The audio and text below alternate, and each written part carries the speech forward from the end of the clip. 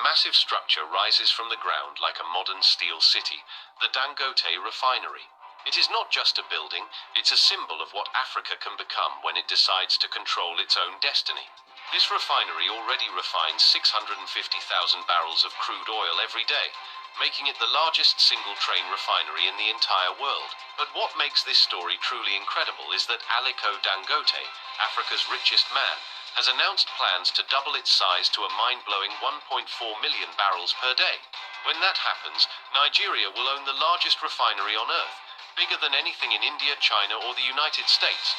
For many years, Nigeria exported crude oil cheaply and then bought back petrol, diesel, and jet fuel at very high prices. The country had oil but still faced fuel shortages. It was a cycle of dependence, a modern version of economic slavery. The Dangote refinery changes everything. It means Nigeria can refine its own oil, create its own jobs, and build its own wealth.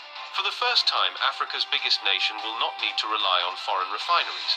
It can produce, supply, and even export refined products to the rest of West Africa.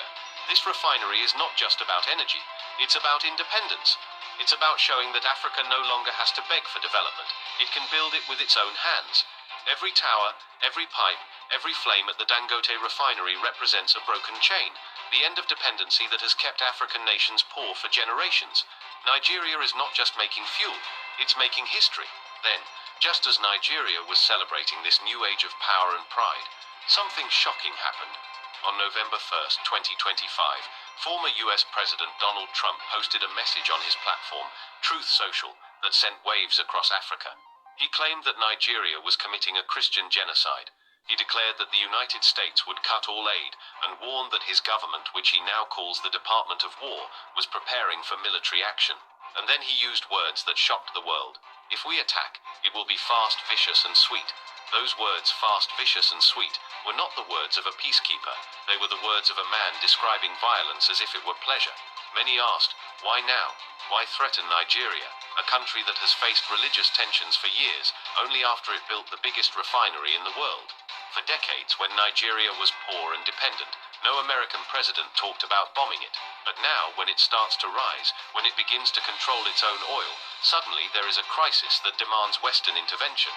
This timing is not a coincidence, it's a pattern. It looks less like a humanitarian mission and more like a warning, a way to remind Africa that it cannot rise without permission. Trump's statement created panic, anger, and confusion. Was this really about protecting Christians, or was it about protecting the global oil contracts that keep Africa dependent on the West? To understand the truth, we must look deeper than Trump's words. The violence in Nigeria did not start yesterday. Groups like Boko Haram have been terrorizing communities since 2009. They have killed thousands of innocent people, both Christians and Muslims. According to a Nigerian human rights lawyer, Bulama Bukati, who has studied the data for years, Boko Haram has attacked 83 churches, but also 72 mosques. They have killed over 2,000 Muslim worshippers and around 1,500 Christians. These numbers prove that Boko Haram is not fighting a religious war. They are terrorists who attack everyone, spreading chaos and fear. Yet Trump's message turned this complex reality into a simple headline: Christian genocide. It's a story that sounds emotional, easy to believe, but hides the truth. It divides Nigerians by religion, when in fact both Muslims and Christians are suffering together. The truth is, Nigeria's violence is not about faith. It's about poverty, weak governance, land conflicts, and extremism. These are problems that bombs cannot fix. When Western leaders and media describe Nigeria's crisis as Muslims killing Christians, they ignore the full picture. And worse, they give Boko Haram exactly what it wants: division. Because when Christians and Muslims see each other as enemies, the terrorists win. But when Nigerians unite, the terrorists lose power. Trump's framing does not protect anyone. It only breaks the fragile unity that Nigeria needs most right now. If you look back at history, you start to see a strange and painful pattern. A pattern that repeats again and again. Every time an African or Middle Eastern nation begins to take control of its own resources, something happens. Suddenly, there's talk of a crisis. Suddenly, the world's most powerful countries want to intervene.